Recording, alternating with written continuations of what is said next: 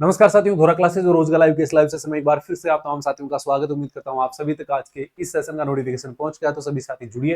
पहले साथियों, आज की क्लास में हम देखने वाले हैं एसएससी एमसीआरई 5, एसएसबी, एसजीपीसीआई और MP hospital attendant, hospital assistant, medical attendant, lady attendant, ward attendant और नर्सिंग असिस्टेंट जैसी तमाम परीक्षाओं के लिए क्लास नंबर 3। इससे पहले हमने 2 क्लासेस कंप्लीट कर ली है इस सीरीज के अंदर। अगर आपने पीछे वाली क्लासेस नहीं देखी है तो जरूर देखना, दोनों क्लासेस हमारी लाइव हो चुकी है और ये तमाम रिक्रूटमेंट के लिए होने वाली 1 फॉर ऑल क्लास है, जिसको रेगुलर आपको देखना है। और इन सभी क्लासेस के जो क्लास नोट्स है वो हम आपको उपलब्ध करवाते हैं धोरा क्लासेस एप्लीकेशन पर। धोरा क्लासेस एप्लीकेशन आप गूगल प्ले स्टोर से डाउनलोड कर सकते हैं। हमारी सहायता के लिए जो नंबर है उस पर आप संपर्क कर सकते हैं। जो टेलीग्राम व्हाट्सएप ग्रुप है वो आप ज्वाइन कर सकते हैं, जिनका लिंक आपको डिस्क्रिप्शन बॉक्स में दिया हुआ है। आप सभी को गुड इवनिंग, नमस्कार, दुआ सलाम, बहुत सारा प्यार, सत श्री अकाल, जय सिया राम, जय श्री कृष्णा, राधे राधे। तमाम साथियों का फिर से स्वागत है आपके अपने इस लाइव सेशन में।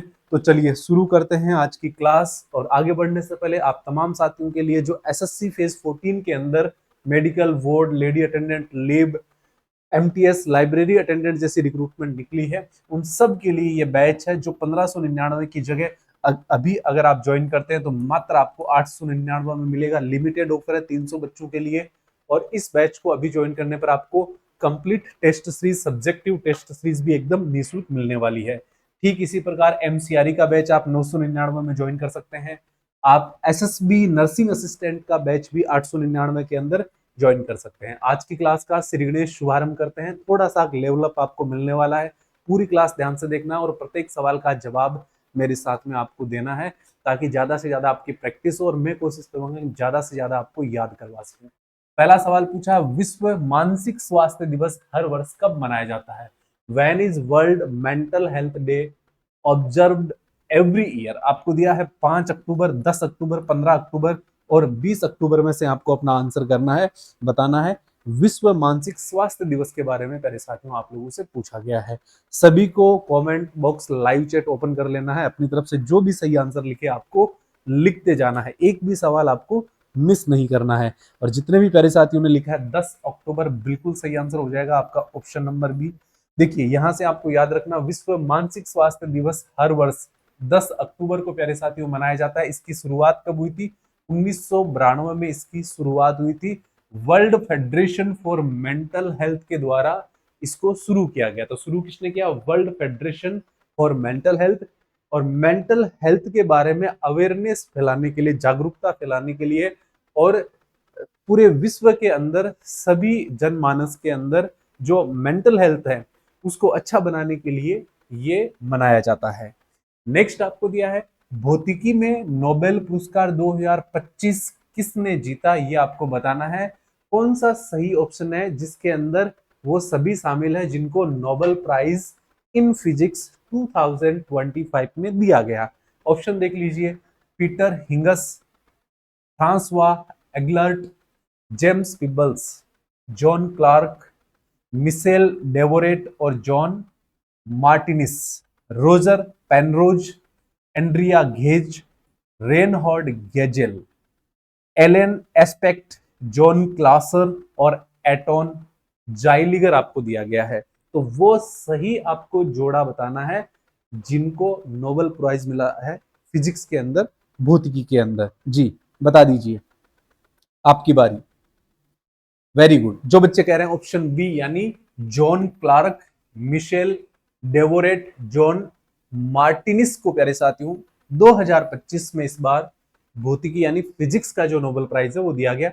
इनके बारे में थोड़ा जरूर ध्यान रखना। सवाल जो है वो आपके लिए मोस्ट इंपॉर्टेंट है, स्टार करके आपको याद रखना है। डेफिनेटली आने वाली परीक्षा के अंदर सवाल आएगा। भौतिकी में नोबेल पुरस्कार 2025 John Clarke, UC Berkeley, Michel H Devoret, Yale university और John M Martinis, UC Santa Barbara को संयुक्त रूप से प्रदान किया गया है। उन्हें इलेक्ट्रिक सर्किट में मैक्रोस्कोपिक क्वांटम टनलिंग और ऊर्जा क्वांटाइजेशन की खोज के लिए यह पुरस्कार प्यारे साथियों दिया गया है। ये एकदम नई लेटेस्ट टेक्नोलॉजी की खोज है। उनके कार्य ने क्वांटम कंप्यूटिंग और सुपर कंडक्टिंग क्वांटम सर्किट के विकास की क्या रख दी है, नींव रख दी है, जो आने वाले समय में क्वांटम कंप्यूटिंग और सुपर कंडक्टिंग के अंदर नींव का पत्थर साबित होने वाली है। नेक्स्ट है, निम्नलिखित में से कौन विनिर्माण गतिविधि का उदाहरण नहीं है? विनिर्माण क्षेत्र कौन सा क्षेत्र है? प्राथमिक, द्वितीयक या तृतीयक में से आपको पता होना चाहिए। कितने ऐसे बच्चे जिनको पता है कि विनिर्माण क्षेत्र किस में आता है, या विनिर्माण क्षेत्र किसका दूसरा नाम है? जैसे 3 प्रकार से आर्थिक क्षेत्र विभाजित किए गए हैं। आपका पहला प्राथमिक क्षेत्र आता है, दूसरा द्वितीयक क्षेत्र और तीसरा तृतीयक क्षेत्र आता है। प्राथमिक क्षेत्र जो है वो कच्चा माल उत्पादित करने वाला क्षेत्र है, और उसके बाद प्यारे साथियों रेडी माल बनाने वाला क्षेत्र आता है द्वितीय क्षेत्र, जिसको हम कहते हैं विनिर्माण क्षेत्र। और उसके बाद तृतीय क्षेत्र आता है जो सेवा क्षेत्र है, सप्लाई का काम करता है, पूंजी उपलब्ध करवाने का काम करता है, लोन उपलब्ध करवाने का काम करता है, ट्रांसपोर्ट उपलब्ध करवाने का काम करता है। यहां आपसे द्वितीय क्षेत्र के बारे में यानी विनिर्माण क्षेत्र के बारे में पूछा गया है, तो which of the following is not an example of A manufacturing activity? पहला ऑप्शन है लकड़ी से बना कागज, ऋण और इक्विटी फंड को मिलाकर बनाए गए म्यूचुअल फंड उत्पाद, कपास से बना धागा, गन्ने से बनी चीनी। ध्यान से समझिएगा, लकड़ी जो है, लकड़ी ये कच्चा माल है, और लकड़ी से जब बन जाता है कागज, है ना, तो ये रेडी माल है। मतलब ये वाला क्षेत्र किस में आएगा? ये तो विनिर्माण के अंदर आएगा, द्वितीय क्षेत्र के अंदर आएगा। और लकड़ी से बना जो कागज है वो हमारे दुकान घर तक पहुंचता है, किसके द्वारा? ट्रांसपोर्टेशन के द्वारा। तो ट्रांसपोर्टेशन जो है वो तृतीय क्षेत्र में आता है। ठीक है, हम कागज को खरीदते हैं, बैंक से पैसा लेते हैं, तो बैंक किसमें आ गया? बैंक आ गया आपका तृतीय क्षेत्र के अंदर, सेवा क्षेत्र के अंदर। इसके बाद देखिए, कपास कच्चा माल है, कपास से धागा बन गया, तो धागा रेडी माल है, तो ये भी किसमें आ गया? विनिर्माण क्षेत्र में। और गन्ना, गन्ना कच्चा माल है, चीनी बन गई, तो ये भी किसमें आ गया? विनिर्माण क्षेत्र में। तो यहां पर कौन सा शामिल नहीं होगा? ऋण और इक्विटी फंड को मिलाकर बनाए गए जो म्यूचुअल फंड उत्पाद है, ये प्यारे साथियों आपके विनिर्माण के अंदर शामिल नहीं होंगे। इसको समझना है, विनिर्माण द्वितीय क्षेत्र है, इसमें कच्चे माल को भौतिक रूप से बदलकर नई वस्तु बनाई जाती है। ये ध्यान रखना, भौतिक रूप से इसको बदला जाता है, ना कि टेक्निकल या सॉफ्टवेयर तरीके से। ठीक है, एबीसी भौतिक रूपांतरण होता है। म्यूचुअल फंड उत्पाद वित्तीय संस्थानों द्वारा बनाए जाते हैं, यह तृतीय सेवा क्षेत्र के अंतर्गत आते हैं। प्यारे साथियों, ये आप लोगों से पूछ लेगा, बहुत ज्यादा जरूरी सवाल है, सबसे इंपॉर्टेंट सवाल है, आज की क्लास का वन ऑफ द बेस्ट सवाल है कि म्यूचुअल फंड जो है वो किस क्षेत्र के अंदर कंसीडर किए जाते हैं या किस क्षेत्र में सम्मिलित किए जाते हैं। तो आपको क्या बताना है? आपको बताना है तृतीय क्षेत्र यानी सेवा क्षेत्र के अंदर इसको रखा गया है। नेक्स्ट है, कुचिपुड़ी नृत्य निम्नलिखित में से किस राज्य से संबंधित है? Kuchipudi dance is associated with which of the following state? आपको बताना है। पहला दिया है मणिपुर, मध्य प्रदेश, तमिलनाडु और आंध्र प्रदेश में से आपको अपना आंसर करना है, बताना है जी। कुचिपुड़ी के बारे में आप लोगों से पूछा गया है। कुचिपुड़ी एक डांस फॉर्म है, भारत के 8 शास्त्रीय नृत्यों के अंदर इसको शामिल किया गया है, और ये जो है प्यारे साथियों आपका आंध्र प्रदेश से संबंधित है। सही आंसर क्या करेंगे? ऑप्शन डी, जितने भी बच्चों ने लिखा है बिल्कुल सही जवाब आपका हो जाएगा। देखिए, कुचिपुड़ी भारत के 8 शास्त्रीय नृत्यों में से एक है। इसकी उत्पत्ति आंध्र प्रदेश के कृष्णा जिले के कुचिपुड़ी गांव में 17वीं शताब्दी में हुई थी, ऐसा माना जाता है। ये अपनी सुंदर मुद्राओं, तेज लय और नाटकीय अभिनय के लिए प्यारे साथियों क्या है? प्रसिद्ध है। तो आंध्र प्रदेश का कृष्णा जिला है, और कृष्णा जिले में एक गांव है कुचिपुड़ी, जहां से कुचिपुड़ी नृत्य जो है वो शुरू हुआ, और ये भारतीय 8 शास्त्रीय नृत्यों के अंदर शुमार है। जवाहरलाल नेहरू मणिपुर नृत्य अकादमी मणिपुर के निम्नलिखित में से किस शहर में स्थित है? मणिपुर के अंदर है, ये आपको सवाल से पता चल गया। मणिपुर के अंदर ऐसी जगह बतानी है जहां पर ये अकादमी है। आपको दिया है इम्फाल, थोबल, उखरुल और चंदेल में से आपको अपना आंसर करना है, बताना है जी। चारों में से आपको जो भी ठीक ऑप्शन लगे आप उसको कमेंट बॉक्स में लाइव चैट के अंदर लिख सकते हैं जी।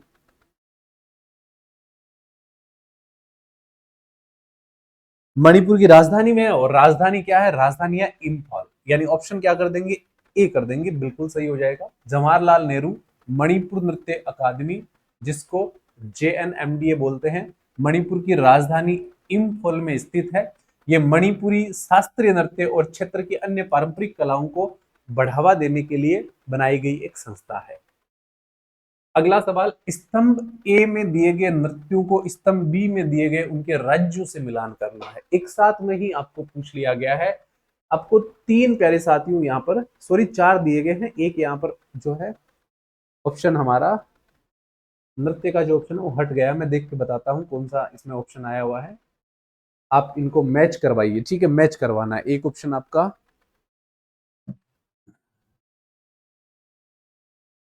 हाँ एक ऑप्शन आपको सत्रिया दिया गया है, ठीक है, एक ऑप्शन आपका सत्रिया है यहाँ पे। ऑप्शन 4 में बना देता हूँ। ऑप्शन नंबर 4 जो है वो यहाँ पर आपको सत्रिया दिया गया है, ठीक है। तो 4 इधर नृत्य है और इधर 4 क्या है, क्षेत्र है। करना क्या है आपको, करना है मिलान, ठीक है। चलिए मिलान करिए और बताइए सही आंसर आपका क्या होगा।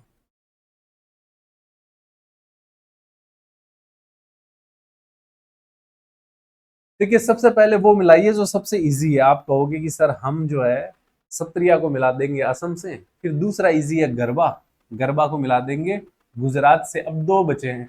भरतनाट्यम तमिलनाडु का है, आप सबको पता होना चाहिए, और मोहिनी अट्टम केरल का है ना। इस प्रकार से ये मिलान हो गया। तो जो एक नंबर का ऑप्शन है वो बी से मिलान हुआ है। तो 1B देखो इसमें है, इसमें है, एक यहाँ पे है, एक यहाँ पे है और एक यहाँ पे है। तो ये वाला ऑप्शन तो एलिमिनेट हो गया। अब दूसरा हमारा है मोहिनी अट्टम, मोहिनी अट्टम केरल का है। तो दूसरा सी इसमें दिया है और इसमें दिया है। तो ये हमारा ऑप्शन एलिमिनेट हो गया। अब जो है हमारे पास ए और डी ऑप्शन बचा हुआ है, ठीक है। ये ए आया हुआ है गलती से, ये ABCD ऑप्शन है, ठीक है। तीसरा गरबा, गरबा हमारा कहाँ का, गुजरात का है। तो गरबा ए, तीसरा ए यहाँ पर है, यहाँ पर नहीं है, तो ये एलिमिनेट हो गया। और चौथा डी, चौथा है मतलब सत्रिया जो है वो आपका असम से मिला हुआ है। तो ए ऑप्शन प्यारे बच्चों इसका बिल्कुल सही आंसर हो जाएगा। फटाफट एक बार रिवीजन कर लो, वैसे आसान है, याद रहेगा। भरतनाट्यम तमिलनाडु, मोहिनीअट्टम केरल, गरबा गुजरात और सत्रिया असम, ये चारों शास्त्रीय नृत्य और चारों राज्य दिए गए हैं। अगला सवाल करंट अफेयर का एक शानदार जबरदस्त सवाल है। आपसे पूछा कि स्मार्ट विलेज मिशन 2025 के तहत भारत सरकार ने कितने नए गांव विकसित करने का लक्ष्य रखा है। इसके अंदर स्मार्ट विलेज मिशन, ये मिशन 2025 का है। आपको सिंपली ये बताना है कि सरकार ने कितने गांवों को स्मार्ट बनाने का सोचा है। आपको यहाँ 50 नए स्मार्ट शहर, 100, 150 और 200 की संख्या दी गई है। इन संख्या में से आपको बताना है कि सही आंसर क्या होगा। 100 नए स्मार्ट गांव, कितने, 100 का लक्ष्य रखा गया है कि 2025 के अंदर 100 नए गांवों को बनाया जाएगा। तो स्मार्ट विलेज मिशन 2025 के अंतर्गत भारत सरकार ने 100 नए गांव विकसित करने का लक्ष्य रखा। इस मिशन का उद्देश्य ग्रामीण क्षेत्रों में आधुनिक बुनियादी ढांचा, डिजिटल कनेक्टिविटी, स्वच्छ ऊर्जा, बेहतर आजीविका के अवसर उपलब्ध करवाना स्मार्ट विलेज मिशन का टारगेट है। नेक्स्ट है, भारत की पहली पूर्णतः सौर ऊर्जा से संचालित विधानसभा किस राज्य या केंद्र शासित प्रदेश में है। ये बहुत अच्छा सवाल है, स्टार कर लो, पूछेगा। पूरी तरह से सौर ऊर्जा से संचालित विधानसभा आपको बतानी, ऐसी विधानसभा जिसके अंदर पूरी सप्लाई जो है वो सौर ऊर्जा से होती है।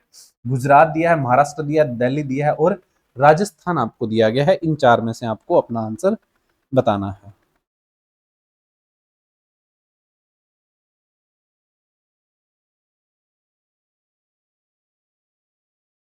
तो सही जवाब इसके अंदर गुजरात नहीं होगा, ना राजस्थान होगा, इसमें होगा दिल्ली, यानी ऑप्शन करेंगे सी। प्यारे साथियों, दिल्ली विधानसभा भारत की पहली पूर्णतः सौर ऊर्जा से चलने वाली विधानसभा बन चुकी है। छत पर लगे सोलर पैनलों के माध्यम से पूरी तरह सौर ऊर्जा पर चलती है, जिससे कार्बन उत्सर्जन और बिजली खर्च में काफी कमी आई है। तो ये दिल्ली की विधानसभा की बात की जा रही है, जो कि हमारा केंद्र शासित प्रदेश है। स्वच्छ सर्वेक्षण 2024-25 में बेस्ट गंगा सिटी का खिताब किस शहर ने जीता। ये भी करंट अफेयर का अच्छा सवाल है। 24-25 का जो सर्वेक्षण हुआ है ना, सर्वे हुआ है, उसके अंदर बेस्ट गंगा सिटी कौन सी है? वाराणसी है, हरिद्वार है, पटना है या प्रयागराज है? ये सभी के सभी शहर जो गंगा से डायरेक्ट लिंक्ड है, जुड़े हुए हैं। तो इन्हीं का सवाल आपसे पूछा गया है।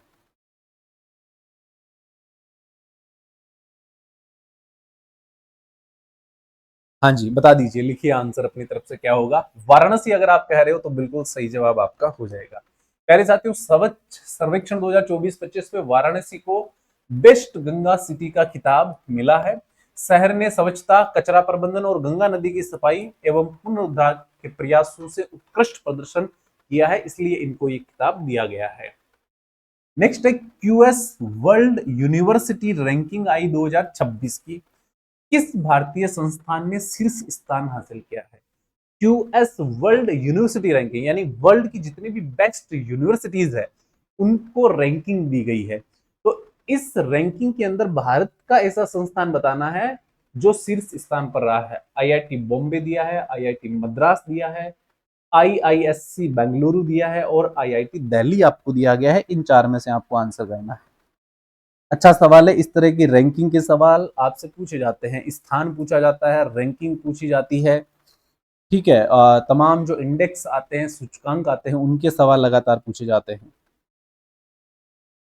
और यहाँ जो बच्चे आंसर कर रहे हैं कि सर इसमें करेंगे हम IIT sorry IISc Bengaluru, C option बिल्कुल आपका सही जवाब हो जाएगा। यह शीर्ष स्थान पर प्यारे साथियों रही संस्था है। तो भारतीय विज्ञान संस्थान आईआईएससी बेंगलुरु ने क्यूएस वर्ल्ड यूनिवर्सिटी रैंकिंग 2026 में भारतीय संस्थानों में प्रथम स्थान प्राप्त किया। भारत के जो संस्थान उनमें ये पहला स्थान पर है।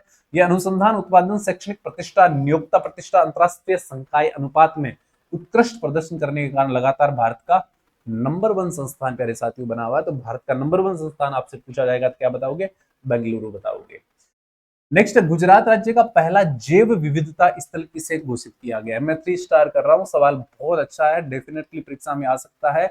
गुजरात का पहला जैव विविधता क्षेत्र घोषित किया गया है। कौन सा क्षेत्र है ये आपको बताना। आपको दिया गिर राष्ट्रीय उद्यान के आसपास का क्षेत्र, फिर दिया कच्छ इनलैंड मैग्रो स्थल, फिर दिया है आपको वडोदरा का चंपानेर पावागढ़ पुरातात्विक उद्यान, और फिर दिया है नल सरोवर बर्ड सेंचुरी। इनमें से आपको आंसर करना है, लिखना है। हाँ जी, बता दीजिए आंसर सारे।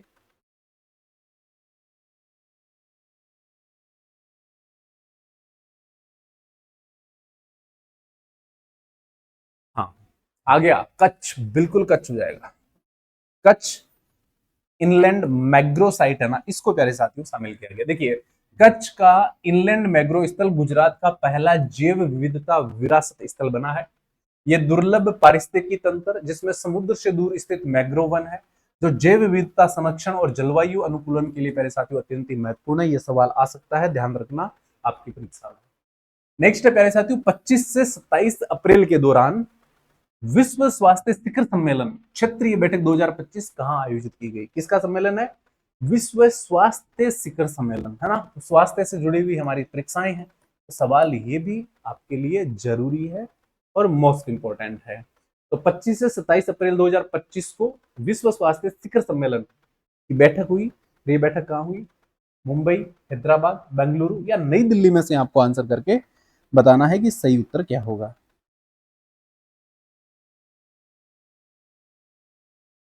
नई दिल्ली बिल्कुल सही जवाब है। आप लोगों ने अगर ऑप्शन डी लिखा है तो याद रखना, विश्व स्वास्थ्य शिखर सम्मेलन की क्षेत्रीय बैठक 2025 25 से 27 अप्रैल तक नई दिल्ली में आयोजित की गई। इस सम्मेलन में विश्व स्वास्थ्य विशेषज्ञ, नीति निर्माता, वैज्ञानिक और स्वास्थ्य नेता शामिल हुए। इसमें सार्वभौमिक स्वास्थ्य कवरेज, डिजिटल स्वास्थ्य और महामारी के बाद की रणनीतियां जो है उनके ऊपर विस्तृत मेरे साथ चर्चा हुई। अगला सवाल है, निम्नलिखित में से कौन भारत का पहला राज्य बना है जिसने वरिष्ठ नागरिक आयोग की स्थापना करी? ये भी बहुत अच्छा सवाल है, ये भी करंट अफेयर से जुड़ा हुआ बेहतरीन सवाल है। ऐसा राज्य जिसने वरिष्ठ नागरिक आयोग की स्थापना कर दी अपने राज्य में, अपने राज्य के स्तर पर, ठीक है। तो वरिष्ठ नागरिक आयोग की स्थापना करने वाला भारत का पहला राज्य कौन सा बना है? महाराष्ट्र, केरल, तमिलनाडु और गुजरात में से आपको बताना है कि कौन सा राज्य है। तो वरिष्ठ नागरिक आयोग की स्थापना करी है केरल ने। और केरल पहला राज्य बना है ऐसा करने वाला। केरल भारत का पहला राज्य है जिसने वरिष्ठ नागरिक आयोग की स्थापना करी। ये आयोग तेजी से बढ़ती वृद्ध जनसंख्या की स्वास्थ्य, आर्थिक सुरक्षा, सामाजिक कल्याण और सोच समझ से सुरक्षा संबंधी समस्याओं का समाधान करने के लिए बनाया गया। इन्हें वृद्धजनों के कल्याण के लिए ये शुरू किया गया है। नेक्स्ट आपको दिया है, स्थानीय चुनावों के इतिहास में बिहार में ई वोटिंग के माध्यम से वोट डालने वाली देश की पहली ई मतदाता कौन बनी है? स्टार कर लो, शानदार जबरदस्त सवाल है, सीधा आप लोगों से पूछ लेगा, गलती नहीं होनी चाहिए। बिहार के जो चुनाव हुए थे, बिहार के चुनाव में ई वोटिंग करने वाली देश की पहली ई मतदाता आपको बताना है। देखो, एक तो दिया रितु जायसवाल, कल्पना सिंह, विभा कुमारी और अंजना देवी में से आपको आंसर करना है, बताना है। और जिन बच्चों ने लिख दिया कि सर हम बात कर रहे हैं विभा कुमारी की, सी ऑप्शन बिल्कुल सही आंसर हो जाएगा। आप सभी को वेल डन, जबरदस्त, बहुत बढ़िया। देखिए, विभा कुमारी देश की पहली ई मतदाता बनकर इतिहास रच दिया है। उन्होंने बिहार स्थानीय निकाय चुनाव के दौरान ई वोटिंग प्रणाली से अपना वोट डाला, जो चुनावी प्रक्रिया में डिजिटल समावेशन की दिशा में एक महत्वपूर्ण कदम है। तो पहली महिला बनी है विभा कुमारी जिन्होंने ई मतदान के माध्यम से मतदान किया है, वोट प्यारे साथियों दिया है। चलिए, तो आज की क्लास शॉर्ट रहेगी और क्योंकि मैंने आपको बताया कि थोड़ा पारिवारिक शादी का फंक्शन है, तो मैं 2-3 दिन के लिए आपकी क्लास नहीं ले पाऊंगा। बाकी कोई सेशन आएगा तो आपको सेशन आ जाएगा, इंपॉर्टेंट अपडेट आएगी तो वो मैं आपको लाइव आकर दे दूंगा। और बैच जरूर ज्वाइन करें, ये ऑफर सीमित समय के लिए है। जिन बच्चों ने नहीं ज्वाइन किया वो शीघ्र अतिशीघ्र अपना पसंद का जिस भी तरह की आप तैयारी कर रहे हैं, आप ऑफर का लाभ उठाएं, क्योंकि अभी ऑफर में आपको टेस्ट सीरीज भी मिल जाएगी, सब्जेक्टिव टेस्ट सीरीज भी मिल जाएगी, उनका भी अलग से पैसा नहीं देना है। तो एक तो आपको ऑफर मिल रहा है, फिर आपको टेस्ट सीरीज वगैरह निःशुल्क मिल रही है, तो आप अपने और अपने घर वालों के पैसों की बचत कर सकते हैं और अच्छी तैयारी शुरू कर सकते हैं। आप सभी प्यारे साथियों को इस सेशन में शामिल होने के लिए थैंक यू, धन्यवाद। मैं मिलता हूँ आगे नई क्लास में, तब तक के लिए जय हिंद, जय भारत।